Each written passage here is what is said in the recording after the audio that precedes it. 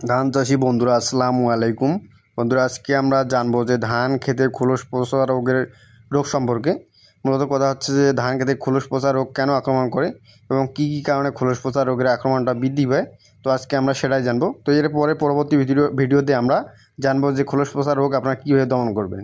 তো আজকে আমরা যেটা জানতে চাইছি সেটা হচ্ছে যে খোলস পচা রোগের কারণটা কী এবং কী কী কারণে খোলস পচা রোগটা হয় এবং বৃদ্ধি পায়, তো আজকে আমরা সেটাই জানতে চাচ্ছি।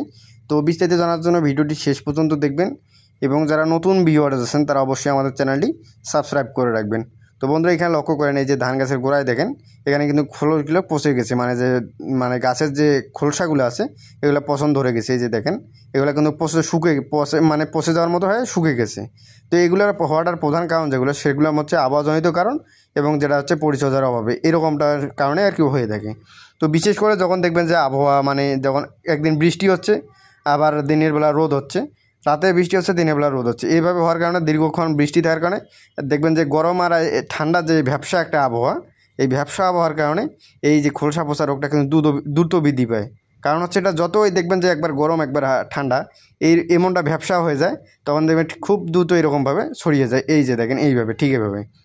তাছাড়াও দেখবেন যে এই ধান খেতে ইউরিয়ার পরিমাণটা, নাইট্রোজেনের পরিমাণটা বেশি হয়, দেখবেন যে ধান খেত ঝাপসা হয়ে গেছে, আলো বাতাস প্রবেশ করতে পারতেছে না, সেই ধান খেতেও কিন্তু এই সমস্যাটা বেশি হয়। তো আমরা কৃষক ভাইরা যে ভুলটা বেশি করে থাকে সেটা হচ্ছে যে ধান লাগানোর পর দেখবেন যে অনেকে ধানের বেশি গ্রোথ বৃদ্ধি করার জন্য বা ধানের কালো করার জন্য দেখবেন যে ইউরিয়াটা বেশি প্রয়োগ করে।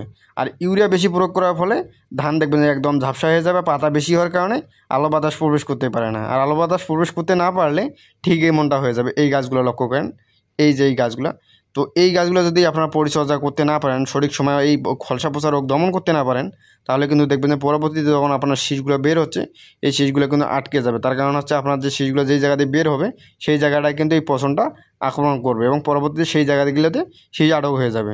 তো বন্ধুরা এটি প্রধান দুটি কারণ, একটি হচ্ছে আপনার আবহাওয়াজনিত আর একটি হচ্ছে সঠিক পরিচর্যার অভাব। আবহাওয়াজনিত কারণ যদি মনে করেন যে রাতের বেলা বৃষ্টি হচ্ছে বা ঠান্ডা হচ্ছে কিন্তু দিনের বেলা প্রচণ্ড রোদ হচ্ছে, এই যে দুইটা আবহাওয়ার তারতম্যটা পার্থক্যটা, এটা কিন্তু একটা ভ্যাপসা আবহাওয়া তৈরি করে। এই ভ্যাপসা আবহাওয়ার কারণে এই যে দেখেন এই গাছগুলোর অবস্থা দেখেন, এই গাছগুলো কিন্তু যদি আপনার পরিচর্যা বা স্প্রে করতে না পারেন তাহলে কিন্তু ঠিক একদম নষ্ট হয়ে যায়, দেখবেন যে একদম পচে গেছে। আর যেই জায়গায় এটা আক্রমণ করবে সেই জায়গাটা দেখবেন পুরোপুরি একদম বসে গেছে, আপনার জমির সাইড থেকে লক্ষ্য করতে পারবেন। তো এই রোগটা দমন করার জন্য আপনাকে প্রথম কাজটা করতে হবে সেটা হচ্ছে প্রতি সপ্তাহে 2 থেকে 3 দিন আপনাকে জমি পরিদর্শন করতে হবে। আপনাকে জমি লক্ষ্য করতে রাখতে হবে যে জমির কোন জায়গায় কী রোগটা হচ্ছে।